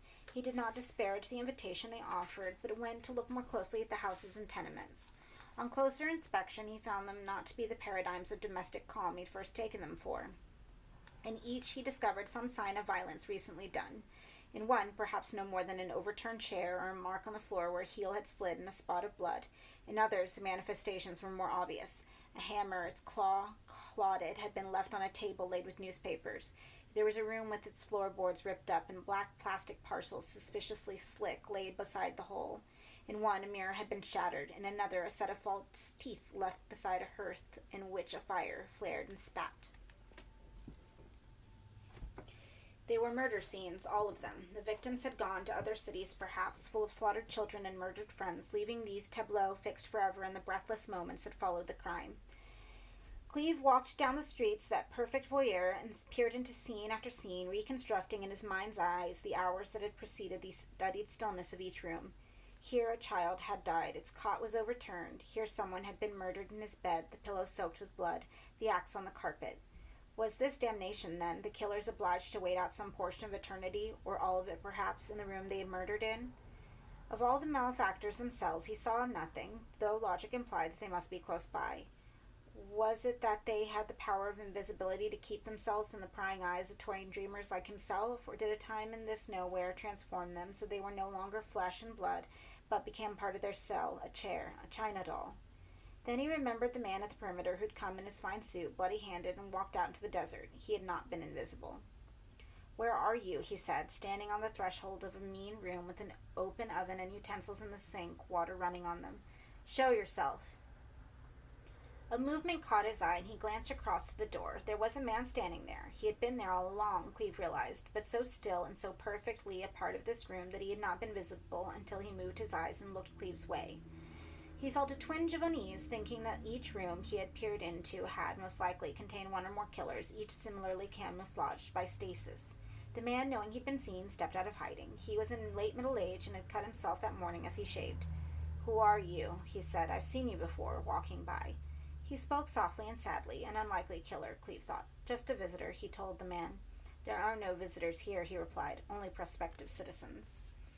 Cleve frowned, trying to work out what the man meant, but his dream mind was sluggish, and before he could solve the riddle of the man's words, there were others. "Do I know you?" the man asked. "I find I forget more and more. There's no use, is it? If I forget, I'll never leave, will I?" "Leave?" Cleve repeated. "Make an exchange," the man said, realigning his toupee. "And go where?" "Back. Do it over." Now he approached Cleve across the room. He stretched out his hands, palms up. They were blistered. You can help me, he said. I can make a deal with the best of them. I don't understand you. The man clearly thought he was bluffing. His upper lip, which boasted a dyed black mustache, curled. Yes, you do, he said. You understand perfectly. You just want to sell yourself the way everybody does. Highest bidder, is it? What are you, an assassin? Cleve shook his head. I'm just dreaming, he replied. The man's fit of pique subsided. Be a friend, he said. I've got no influence, not like some. Some of them, they come here and they're out again in a matter of hours. They're professionals. They make arrangements. But with me it was a crime of passion. I didn't come prepared. I'll stay here till I make a deal. Please be a friend. I can't help you, Cleve said, not even certain of what the man was requesting. The killer nodded. Of course not, he said. I didn't expect. He turned from Cleve and moved to the oven. Heat flared up from it and made a mirage of the hob.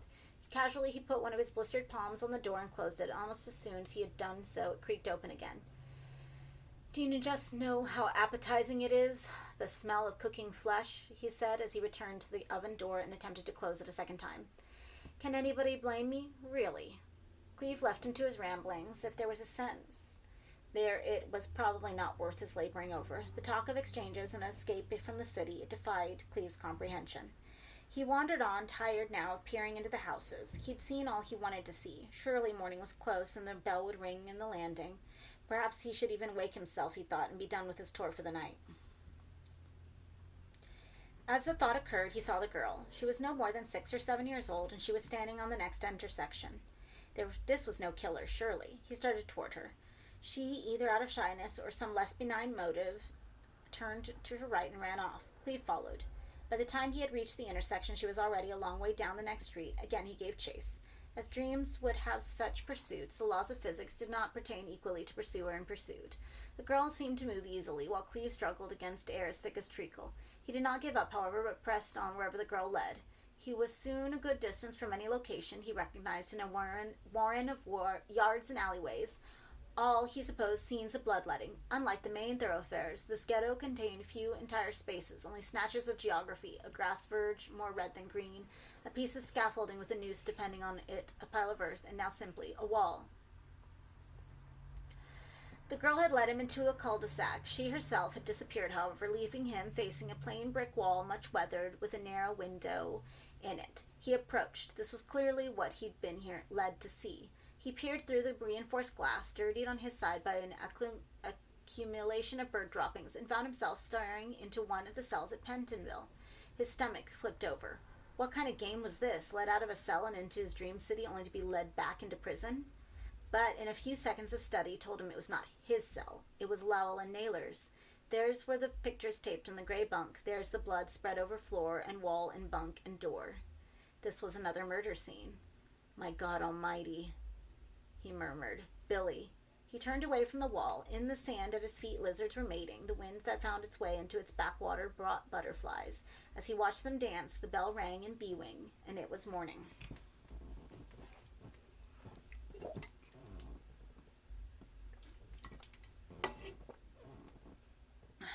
It was a trap. Its mechanism was by no means clear to Cleve, but he had no doubt of its purpose. Billy would go to the city soon. The cell in which he had committed murder already awaited him, and of all the wretched places Cleve had seen in the assemblage of the charnel houses, surely the tiny blood-drenched cell was the worst. The boy could not know what was planned for him. His grandfather had lied about the city by exclusion, failing to tell Billy that special qualifications were required to exist there. And why? Cleve returned to the oblique conversation he'd had with the man in the kitchen, that talk of exchanges, of deal-making, of going back. Edgar Tate had regretted his sins, hadn't he? He decided, as the years passed, that he was not the devil's excrement, that to be returned into the world would not be such a bad idea. Billy was somehow an instrument in that return. My grandfather doesn't like you, the boy said when they were locked up again after lunch. For the second consecutive day, all recreation and workshop activities had been canceled, while a cell-by-cell inquiry was undertaken regarding Lowell's and, as of the early hours of that day, Naylor's death. Doesn't he? Cleve said. And why? Says you're too inquisitive in the city. Cleve was sitting on the top bunk, Billy in a chair against the opposite wall. The boy's eyes were bloodshot. A small but constant tremor had taken over his body. You're going to die, Cleve said. What other way to state that fact but baldly. I saw, in the city. Billy shook his head. Sometimes you talk like a crazy man. My grandfather says I shouldn't trust you. He's afraid of me, that's why. Billy laughed derisively. It was an ugly sound, learned Cleve guessed, from Grandfather Tate. He's afraid of no one, Billy retorted. Afraid of what I'll see and of what I'll tell you. No, said the boy with absolute conviction. He told you to kill Lowell, didn't he? Billy's head jerked up. Why'd you say that? You never wanted to murder him. Maybe scare them both a bit, but not kill them. It was your loving grandfather's idea. Nobody tells me what to do, Billy replied, his gaze icy. Nobody. All right, Cleve conceded. Maybe he persuaded you, eh? Told you it was a matter of family pride, something like that? The observation clearly touched a nerve. The tremors had increased. So, what if he did? I've seen where you're going to go, Billy. A place just waiting for you. The boy stared at Cleve but didn't interrupt. Only murderers occupy the city, Billy. That's why your grandfather's there. And if he can find a replacement, if he can reach out and make more murder, he can go free. Billy stood up, face like a fury. All trace of derision had gone. What do you mean, free? Back to the world. Back here. You're lying. Ask him. He wouldn't cheat me. His blood's my blood. You think he cares? After 50 years in that place, waiting for a chance to be out and away, you think he gives a damn how he does it? I'll tell him how you lie, Billy said. The anger was not entirely directed at Cleve. There was an undercurrent of doubt there, which Billy was trying to suppress. You're dead, he said. When he finds out how you're trying to poison me against him, you'll see him then. Oh, yes, you'll see him, and you'll wish to Christ you hadn't. There seemed to be no way out. Even if Cleve could convince the authorities to move him before night fell, a slim chance indeed, he would have to reverse all that he had claimed about the boy, tell them Billy was dangerously insane, or something similar. Certainly not the truth. Even if he were to have himself transferred to another cell, there was no promise of safety in such a maneuver. The boy had said he was smoke and shadow. Neither door nor bars could keep such insinuations at bay. The fate of Lowell and Naylor was proof positive of that. Nor was Billy alone. There was Edgar St. Clair Tate to be accounted for, and what powers might he possess? Yet to stay in the same cell with the boy tonight would amount to self-slaughter, wouldn't it? He would be delivering himself into the hands of beasts. When they left their cells for the evening meal, Cleve looked around for Devlin, located him, and asked for the opportunity for a short interview, which he was granted. After the meal, Cleve reported to the officer. You asked me to keep an eye out on Billy Tate, sir. What about him? Cleve had thought hard about what he might tell Devlin that would bring an immediate transfer. Nothing had come to mind. He stumbled, hoping for inspiration, but was empty-mouthed. I want to put in a request for a cell transfer. Why? The boy's unbalanced, Cleve replied. I'm afraid he's going to do me hard. Have another of his fits. You could lay him flat with one hand tied behind your back. He's worn to the bone. At this point, he had been talking to Mayflower. Cleve might have been able to make a direct appeal to the man. With Devlin, such tactics would be doomed from the beginning. I don't know why you're complaining. He's been as good as gold, said Devlin, savoring the parody of fond father. Quiet, always polite. He's no danger to you or anyone. You don't know him. What are you trying to pull? Put me in a Rule 43 cell, sir. Anywhere. I don't mind. Just get me out of his way, please. Devlin didn't reply but stared at Cleve, mystified. At last he said, You are afraid of him. Yes. What's wrong with you? You've shared cells with hard men and never turned a hair. He's different, Cleve replied. There was little else he could say except, He's insane. I tell you, he's insane. All the world's crazy, save thee and me, Smith. Hadn't you heard? Devlin laughed. Go back to your cell and stop belly aching. You don't want a ghost train ride, do you? When Cleve returned to his cell, Billy was writing a letter. Sitting in his bunk, poring over the paper, he looked utterly vulnerable. What Devlin said was true. The boy was worn to the bone. It was difficult to believe, looking at the ladder of his vertebrae visible through his t-shirt, that this frail form could survive the throes of transformation. But then maybe it would not. Maybe the rigors of change would tear him apart with time, but not soon enough. Billy? The boy didn't take his eyes from his letter. What I said about the city, he stopped writing. Maybe I was imagining it all, just dreaming, and started again. I only told you because I was afraid of you. That was all. I want us to be friends. Billy looked up. It's not in my hands, he said very simply. Not now. It's up to Grandfather. He may be merciful. He may not. Why do you have to tell him? He knows what's in me, and he and I were like one. That's how I know he wouldn't cheat me. Soon it would be night. The lights would go out along the wing. The shadows would come. So I just have to wait, do I? Cleve said. Billy nodded. I'll call to him and we'll see. Call him? Cleve thought. Did the old man need summoning from his resting place every night? Was that what he had seen Billy doing, standing in the middle of the cell, eyes closed and face up to the window? If so, perhaps the boy could be prevented from putting on his call to the dead. As the evening deepened, Cleve lay in his bunk and thought his options through. Was it better to wait here and see what judgment came from Tate, or attempt to take control of the situation and block the old man's arrival? If he did so, there would be no going back, no room for pleas or apologies. His aggression would undoubtedly breed aggression. If he failed to prevent the boy from calling Tate, it would be the end. The lights went out. In cells up and down the 5 landings of B Wing, men would be turning their faces to their pillows. Some perhaps would lie awake planning their careers when this minor hiccup in their professional lives was over. Others would be in the arms of invisible mistresses. Cleve listened to the sounds of the cell, the rattling progress of water in the pipes, the shallow breathing from the bunk below. Sometimes it seemed that he had lived a second lifetime in this stale pillow marooned in darkness. The breathing from below soon became practically inaudible, nor was there sound of movement. Perhaps Billy was waiting for Cleve to fall asleep before he made any move. If so, the boy would wait in vain. He would not close his eyes and leave them to slaughter him in his sleep. He wasn't a pig to be taken uncomplaining to the knife. Moving as cautiously as possible so as to arouse no suspicion, Cleve unbuckled his belt and pulled it through the loops of his trousers. He might make a more adequate binding by tearing up his sheet and pillowcase, but he could not do so without arousing Billy's attention. And now he waited, belt in hand, and pretended to sleep. Tonight he was grateful with that noise in the wing kept stirring him from dozing, because it was fully 2 hours before Billy moved out of his bunk. 2 hours in which, despite his fear of what would happen to him should he sleep, Cleve's eyelids betrayed him on 3 or 4 occasions. But others on the landings were fearful tonight. The deaths of Lowell and Naylor had made even the toughest cons jittery. Shouts and countercalls from those awakened punctuated the hours. Despite the fatigue in his limbs, sleep did not master him. When Billy finally got up from the lower bunk, it was well past 12, and the landing was all but quiet. Cleve could hear the boy's breath. It was no longer even, but it had a catch in it. He watched, eyes like slits, as Billy crossed the cell to his familiar place in front of the window. There was no doubt that he was about to call up the old man. As Billy closed his eyes, Cleve sat up, threw off his blanket, and slipped down from the bunk. The boy was slow to respond. Before he had quite comprehended what was happening, Cleve had crossed the cell and thrust him back against the wall, hand clamped over Billy's mouth. "No, you don't," Cleve growled. "I'm not going to like Lowell." Billy struggled, but Cleve was easily his physical superior.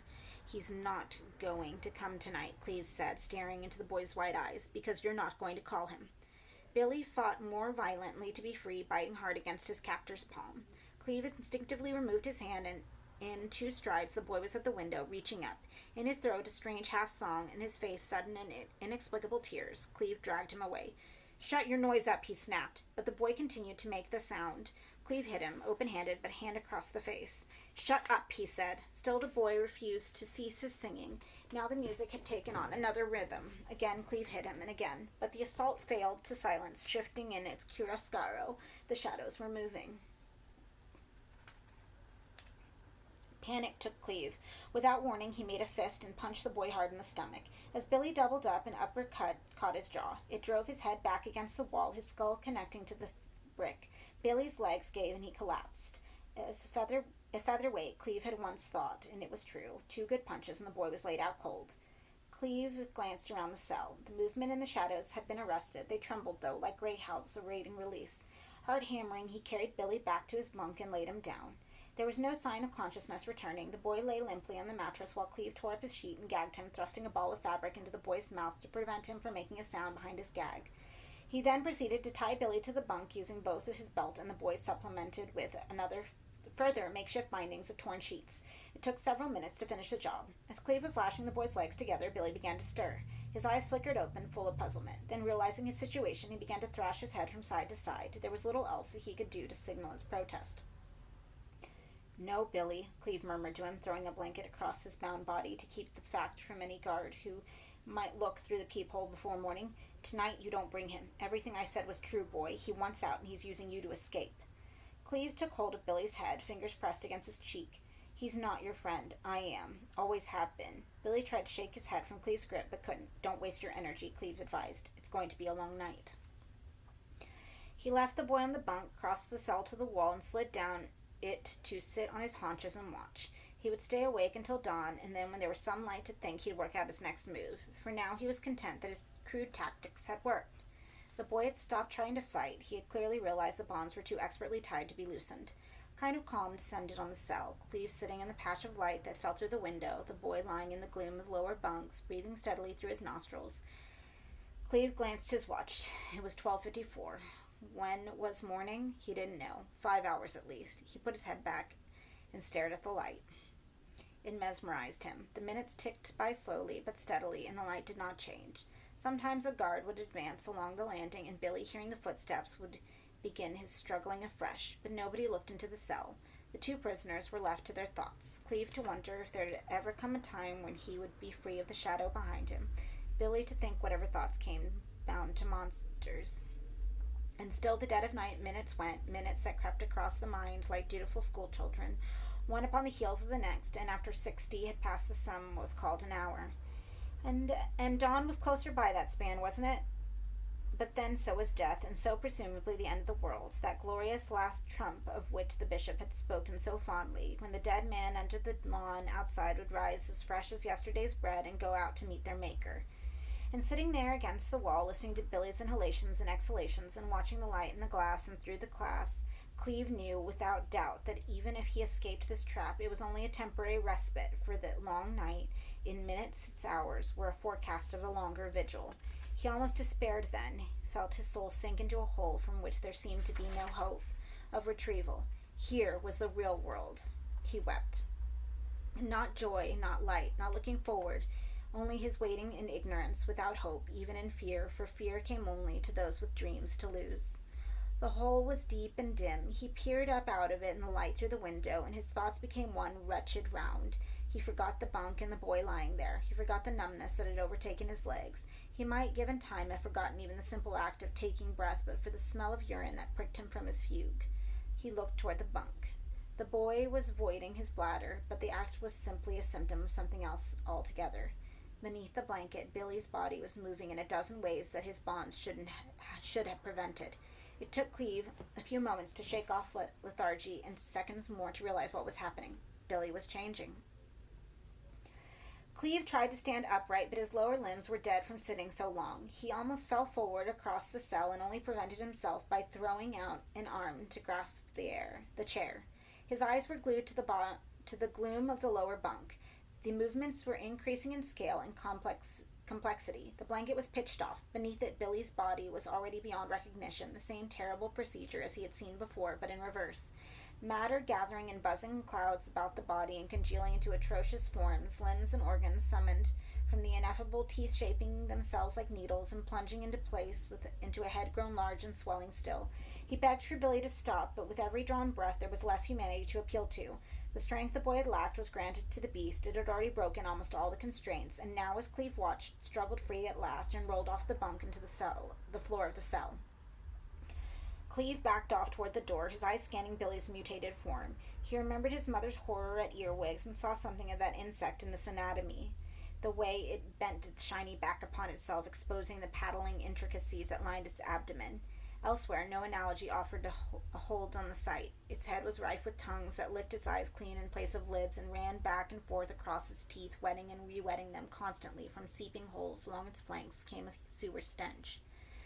Yet even now there was a residue of something human trapped in its foulness, its rumor only serving to heighten the filth of the whole. Seeing its hooks and its spines, Cleve remembered Lowell's rising scream and felt his own throat pulse, ready to loose a sound its equal should the beast turn on him. But Billy had other intentions. He moved, limbs in horrible array, to the window and clambered up, pressing his head against the glass like a leech. The music he made was not like his previous song, but Cleve had no doubt it was the same summoning. He turned to the door and began to beat upon it, hoping that Billy would become too distracted with his call to turn on him before assistance came. "Quick, for Christ's sake, quick!" he yelled as loudly as exhaustion would allow, and glanced over his shoulder once to see if Billy was coming for him. He was not. He was still clamped to the window, though his call had all but faltered. Its purpose was achieved. Darkness was tyrant in the cell. Panicking, Cleve turned back to the door and renewed his tattoo. There was somebody running along the landing now. He could hear shouts and imprecations from the other cells. "Jesus Christ, help me!" he shouted. He could feel a chill at his back. He didn't need to turn to know what was happening behind him. The shadow growing, the wall dissolving so the city and his occupant would come through. Tate was here. He could feel the man's presence, vast and dark. Tate the child killer, Tate the shadow thing, Tate the transformer. Cleve beat on the door until his hands bled. The feet seemed a continent away. Were they coming? Were they coming? The chill behind him came a blast. He saw his shadow thrown up on the door by flickering blue lights, smelled sand and blood. And then the voice. Not the boy, but that of his grandfather, of Edgar St. Clair Tate. This was the man who had pronounced himself the devil's excrement, and hearing that abhorrent voice, Cleve believed both in hell and its master, believed himself already in the bowels of Satan, a witness to its wonders. "You are too inquisitive," Edgar said. "It's time you went to bed." Cleve didn't want to turn. The last thought in his head was that he should turn and look at the speaker, but it was no longer subject to his own will. Tate had fingers in his head and was dabbling there. He turned and looked.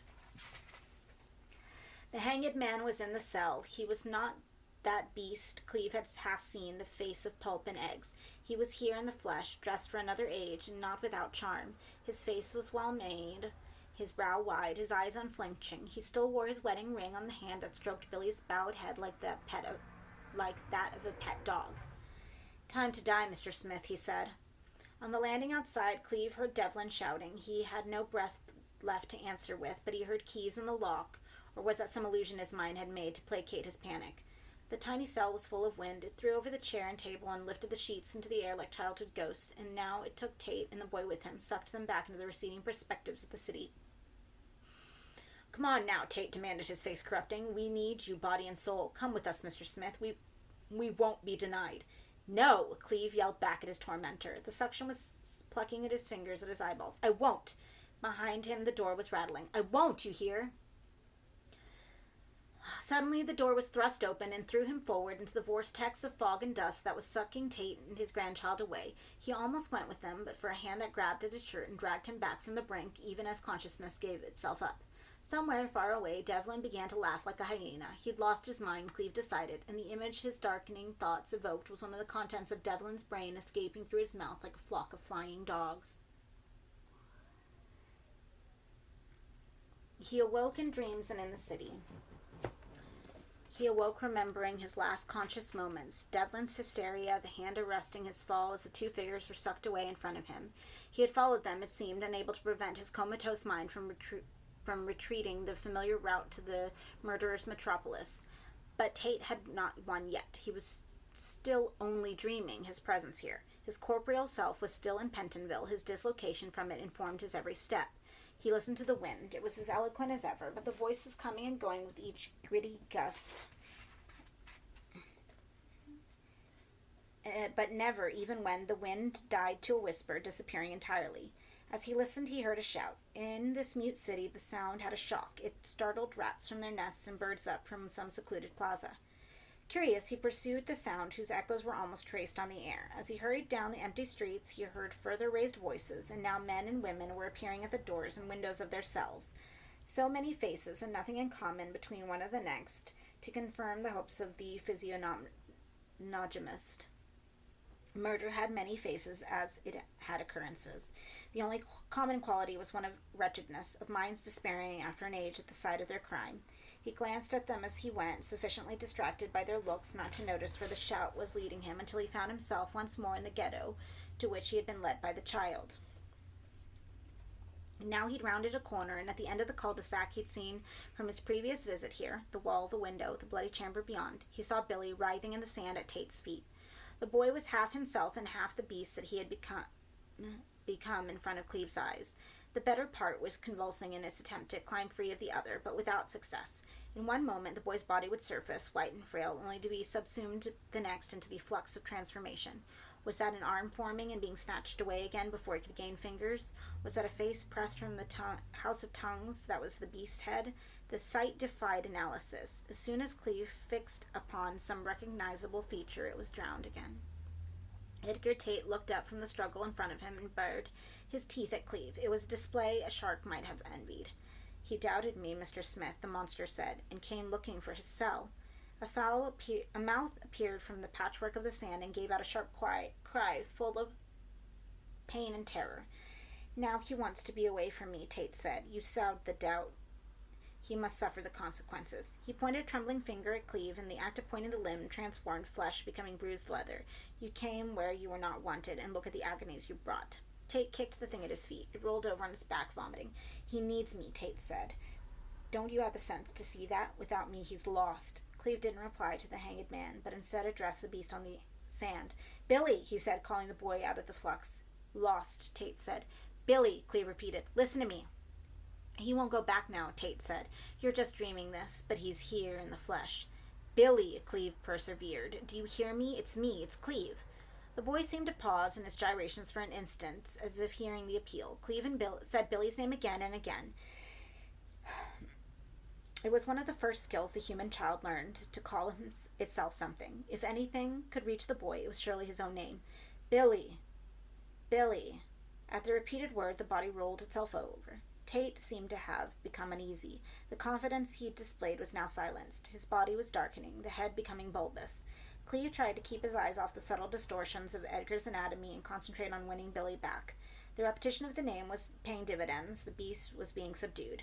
Moment by moment, there was more of the boy emerging. He looked pitiful, skin and bones in the black sand, but his face was almost reconstructed now, and his eyes were on Cleve. Billy? He nodded. His hair was plastered to his forehead with sweat. His limbs were in spasm. You know where you are? Who you are? At first it seemed as though comprehension escaped the boy, and then, by degrees, recognition formed in his eyes, and with it came a terror of the man standing over him. Cleve glanced up at Tate. In a few seconds since he had last looked, all but few human characteristics had been erased from his head and upper torso, revealing corruptions more profound than those of his grandchild. Billy gazed up over his shoulder like a whipped dog. You belong to me, Tate pronounced, though through features barely capable of speech. Billy saw the limbs descending to snatch at him and rose from his prone position to escape them, but he was too late. Cleve saw the spiked hook of Tate's limb wrap itself around Billy's neck and draw him close. Blood leapt from the slit windpipe, and with it the whine of escaping air. Cleve yelled. With me, Tate said, the words deteriorating into gibberish. Suddenly the narrow cul-de-sac was filling up with brightness, and the boy and Tate and the city were being bleached out. Cleve tried to hold on to them, but they were slipping from him, and in their place another concrete reality, a light, a face, faces, and a voice calling him out of one absurdity and into another. The doctor's hand was on his face. It felt clammy. What on earth were you dreaming about? He asked the perfect idiot.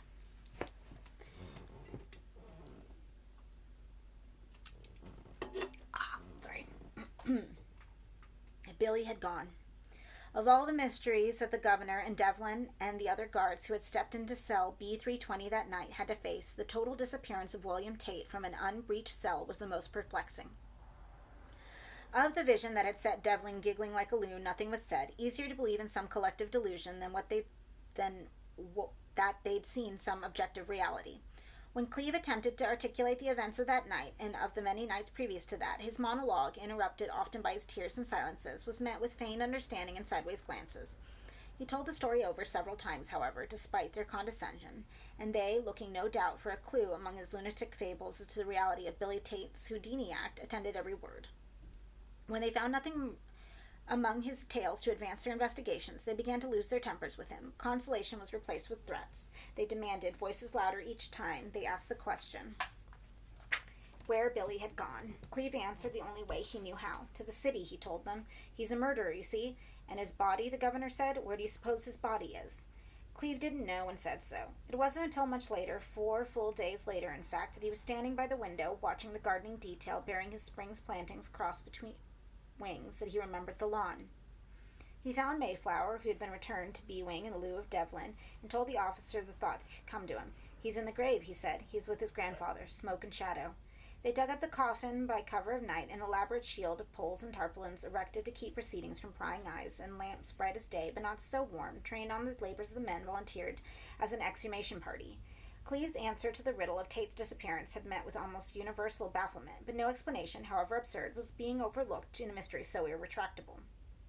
Thus they gathered at the unmarked grave to turn earth that looked not to have been disturbed in 5 decades. The governor and a selection of Home Office officials, a pathologist in Devlin.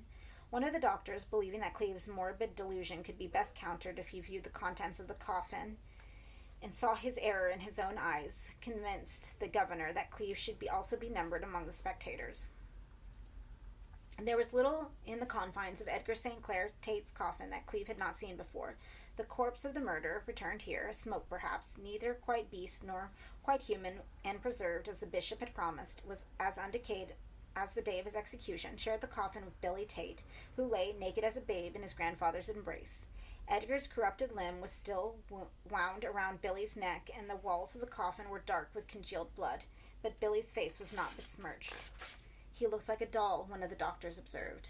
Cleve wanted to reply that no doll had such tear stains on its cheek, nor such despair in its eyes, but the thought refused to become words. Cleve was released from Pentonville 3 weeks later after special application to the parole board with only 2/3 of his sentence completed. He returned within half a year to the only profession that he had ever known. Any hope he might have had of release from his dreams was short-lived.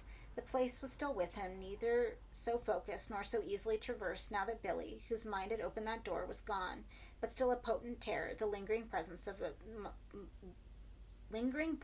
which wearied Cleve. Sometimes the dreams would almost recede completely, only to return again with terrible potency. It took Cleve several months before he began to grasp the pattern of his vacillation. People brought the dream to him. If he spent time with somebody who had murderous intentions, the city came back. Nor were such people so rare. As he grew more sensitive to the lethal streak in those around him, he found himself scarcely able to walk the street. They were everywhere, these embryonic killers, people wearing smart clothes and sunny expressions, were striding the pavement and imagining as they strode the deaths of their employees and their spouses, of soap opera stars, of incompetent tailors. The world had murder on its mind, and he could no longer bear its thought. Only heroin offered some release from the burden of experience. He had never done much intravenous H, but it rapidly became heaven and earth to him.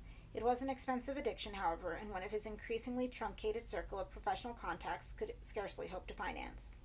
It was a man called Grimm, a fellow addict, so desperate to avoid reality he could get high on fermented milk, who suggested that Cleve might want to do some work to earn him a fee the equal of his appetite. It seemed like a wise idea. A meeting was arranged and the proposal put. The fee for the job was so high it could not be refused by a man so in need of money. The job, of course, was murder. "There are no visitors here, only prospective citizens." He had been told that once, though he no longer quite remembered by whom, and he believed in prophecies. If he didn't commit murder now, it was only a matter of time till he did. But though the details of the assassination that he undertook had a terrible familiarity to him, he had not anticipated the collision of circumstances by which he ended fleeing from the scene and his crime barefoot and running so hard on pavement and tarmac that by the time the police cornered him and shot him down, his feet were bloody and ready at last to tread the streets of the city, just as he had in his dream. The room he'd killed in was waiting for him, and he lived there, hiding his head from any who appeared in the street outside for several months. He assumed time passed here by the beard he'd grown, though sleep came seldom and day never. After a while, however, he braved the cool wind and the butterflies and took himself off to the city perimeters, where the houses petered out and the desert took over. He went not to see the dunes, but to listen to the voices that came always, rising and falling, like the howls of jackals or children. He stayed there for a long while, and the wind conspired with the desert to bury him, but he was not disappointed with the fruit of his vigil. For one day, or year, he saw a man come into the place, drop a gun in the sand, then wander into the desert, where, after a while, the makers of the voices came to meet him, loping and wild, dancing on their crutches. They surrounded him, laughing. He went with them, laughing, and though distance and the wind smudged by sight, Cleve was certain he saw the man picked up by one of the celebrants, and taken onto his shoulders as a boy, thence snatched into another's arms as a baby, until at the limit of his senses he heard the man bawl as he was delivered back into life. He went away content, knowing at last how sin and he had come into the world. That is In the Flesh. Whew, that story is dense. It's been a while since I've read that one.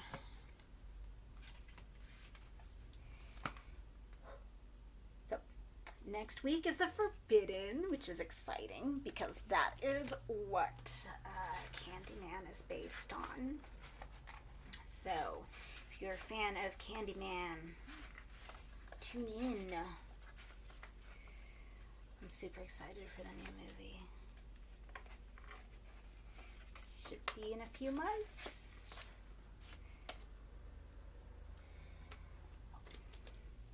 I kept my receipt for this one because it was pretty cool when I found it. So thank you for reading with me. Next week we will continue with 5. And